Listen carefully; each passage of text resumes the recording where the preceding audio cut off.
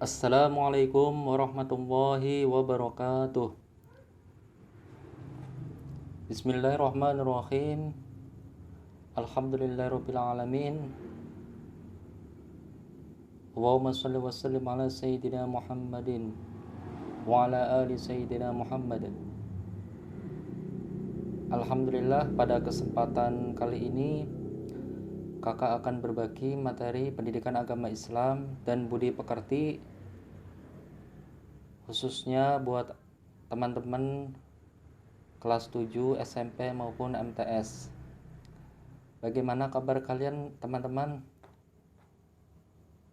Semoga kalian di sana dalam keadaan sehat tanpa kekurangan apapun. Baik, sebelum menginjak ke materi berikutnya, tentunya kakak berharap kalian sebelum belajar mendahulukan dengan berdoa, dengan harapan senantiasa mendapatkan ilmu yang bermanfaat. Amin, amin ya rabbal alamin. Marilah kita berdoa menurut agama dan keyakinan kita masing-masing. Berdoa dimulai.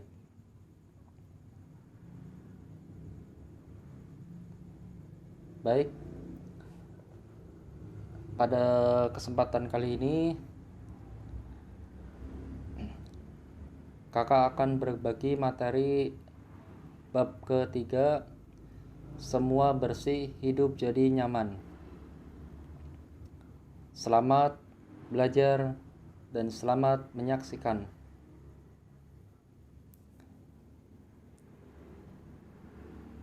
Tentu kalian pernah mendengar istilah an-nadhafatu minal iman. Kebersihan itu sebagian dari iman. Tentu ungkapan ini sangatlah bermakna dalam kehidupan kita masing-masing, khususnya di peradaban manusia, yang mana dengan kita menjaga kebersihan tentunya akan mempengaruhi pola hidup kita yang menjadi sehat dan tentunya jauh daripada yang namanya penyakit. Maka pada kesempatan kali ini kakak akan berbagi tentang thaharah. Pada dasarnya semua agama mengajarkan tentang makna dan pentingnya kebersihan dalam kehidupan sehari-hari, tak terkecuali dalam agama Islam yang sering disebut dengan istilah thaharah. Thaharah secara bahasa berarti suci atau bersih, sedang menurut istilah syara adalah menyucikan badan, pakaian, dan tempat dari hadas dan najis. Sebagaimana dalam firman Allah SWT, A'udzu billahi minasyaitonir rajim.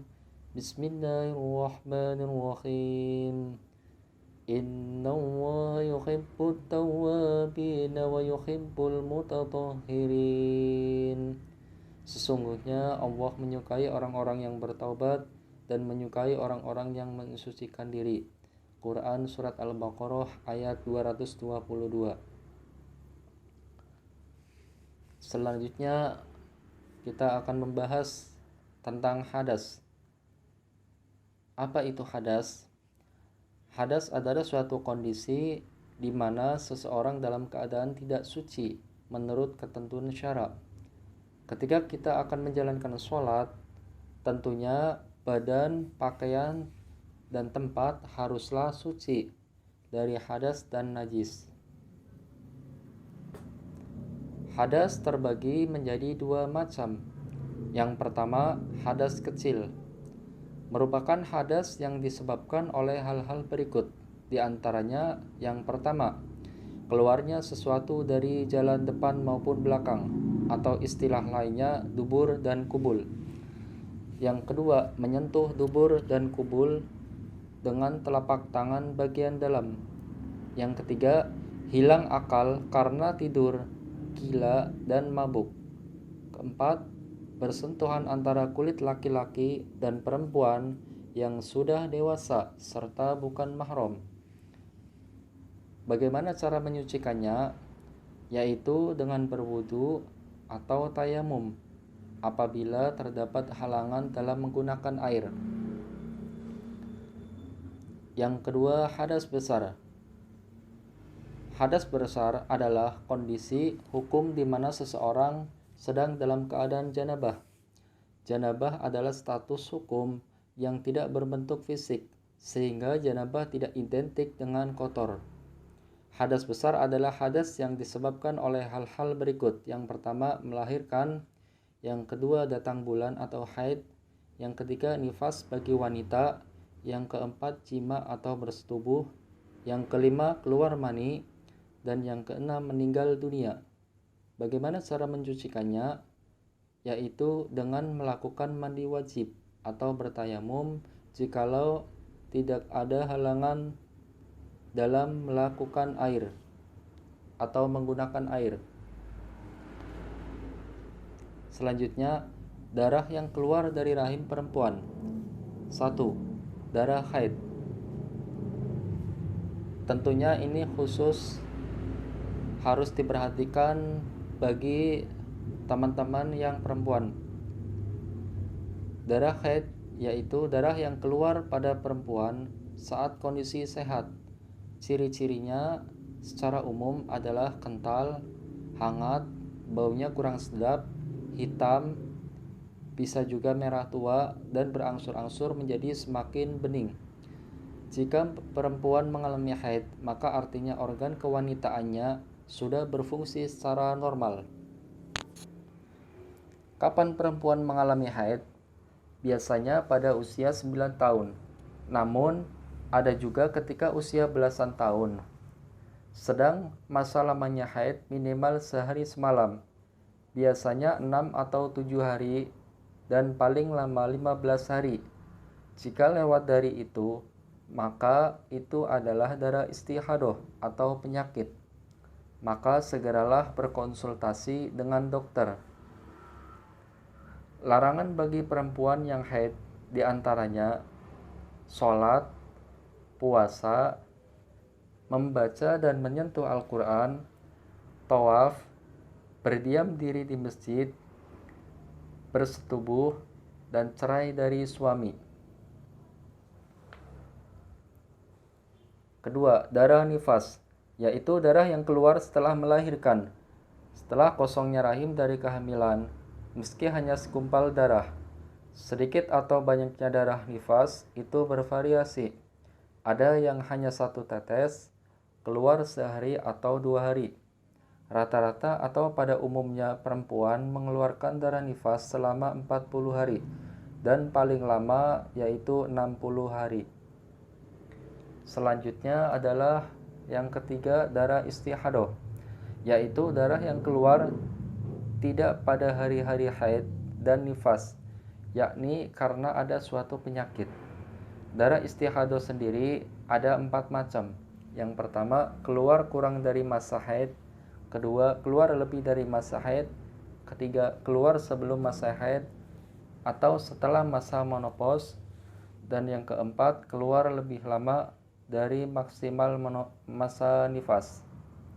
Seorang perempuan yang mengeluarkan darah istihadah tetap melakukan sholat dan puasa.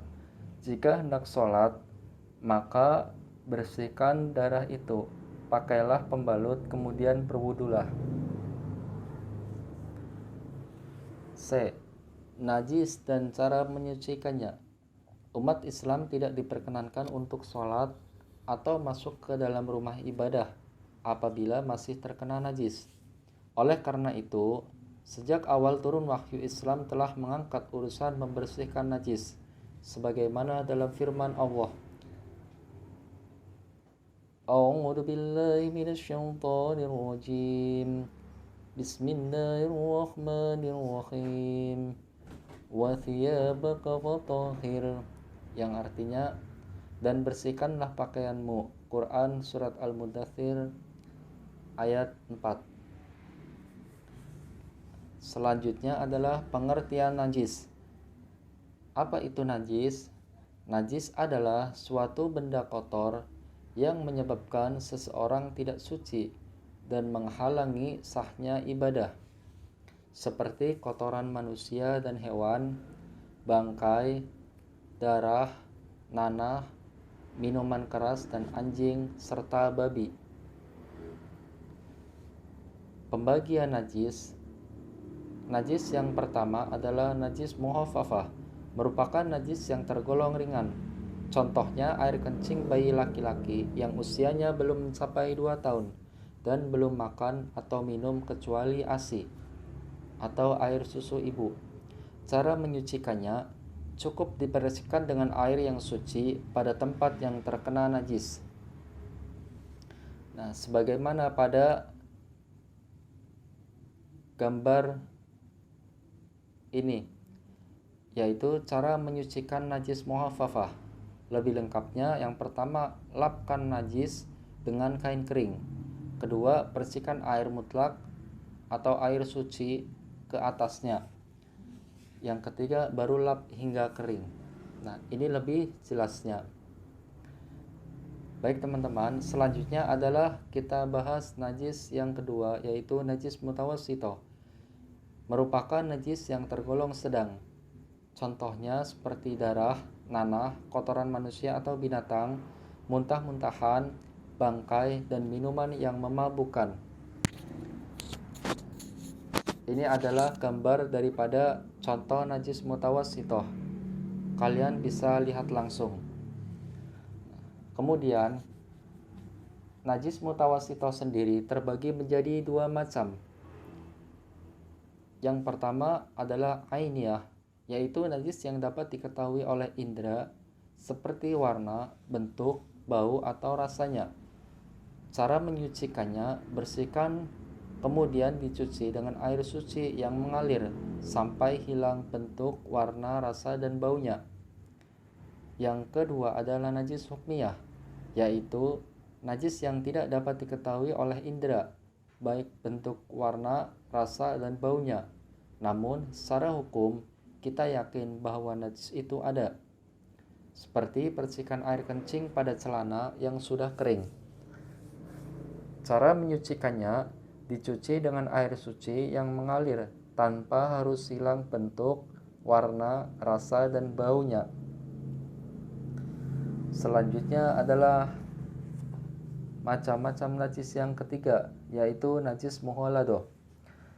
Merupakan najis yang tergolong berat, yaitu najis yang bersumber dari anjing dan babi, baik jilatannya, air kencing, kotoran, daging, tulang, darah maupun bangkainya. Bagaimana cara menyucikannya? Yaitu dicuci dengan air suci sebanyak 7 kali dan salah satunya dicampur dengan debu atau tanah yang suci. Di sini adalah gambar bagaimana cara menyucikan najis mughaladah. Yang pertama, hendaknya dibuang najis itu terlebih dahulu. Kedua, tempat yang terkena najis itu disertai dengan air bercampur tanah. Nah, teman-teman kalian bisa lihat contoh daripada najis mughaladah, yaitu sepatu seperti pada gambar yang terkena najis mughaladah. Untuk selanjutnya adalah cuci dengan air mutlak sebanyak 6 kali hingga hilang warna, bau, dan rasanya. Nah, ini adalah cara menghilangkan najis mughaladah di sepatu. Selanjutnya, ini adalah gambar contoh daripada najis mughaladah atau najis yang berat. Pertama anjing, kedua babi, yang ketiga keturunan dari keduanya. Lantas bagaimana dengan kesimpulannya? Tentu kalian juga pastinya sudah mengetahui. Yang pertama, bertoharoh adalah menyucikan badan, pakaian, dan tempat dari hadas dan najis. Kedua, hadas merupakan kondisi seseorang dalam keadaan tidak suci menurut ketentuan syara. Yang ketiga, hadas merupakan perbuatan, tindakan, atau mengalami sesuatu seperti buang air kecil dan besar, menyentuh kemaluan, tidur, mengeluarkan haid dan sebagainya. Sedangkan najis adalah benda kotornya. Keempat, najis merupakan suatu benda kotor yang menyebabkan seseorang tidak suci dan terhalang ibadah seperti kotoran manusia dan hewan, bangkai, darah, nanah, minuman keras, anjing, dan babi. Kelima, najis terbagi menjadi 3 macam, yaitu najis muhaffafah, kedua najis mutawassitoh, dan yang ketiga najis mughaladoh. Jadi itu yang bisa kakak sampaikan kepada teman-teman. Semoga materi ini bermanfaat buat teman-teman sekalian. Mudah-mudahan senantiasa kalian mendapatkan ilmu yang bermanfaat. Amin amin ya robbal alamin. Jadi untuk tugasnya buat kalian, berikan kesimpulan masing-masing di kolom komentar ini, dan juga khususnya buat teman-teman yang nantinya bertanya akan mendapatkan poin, tentunya khusus buat penilaian akhir nanti. Sekian, wabillahi taufiq wal hidayah. Wassalamualaikum warahmatullahi wabarakatuh.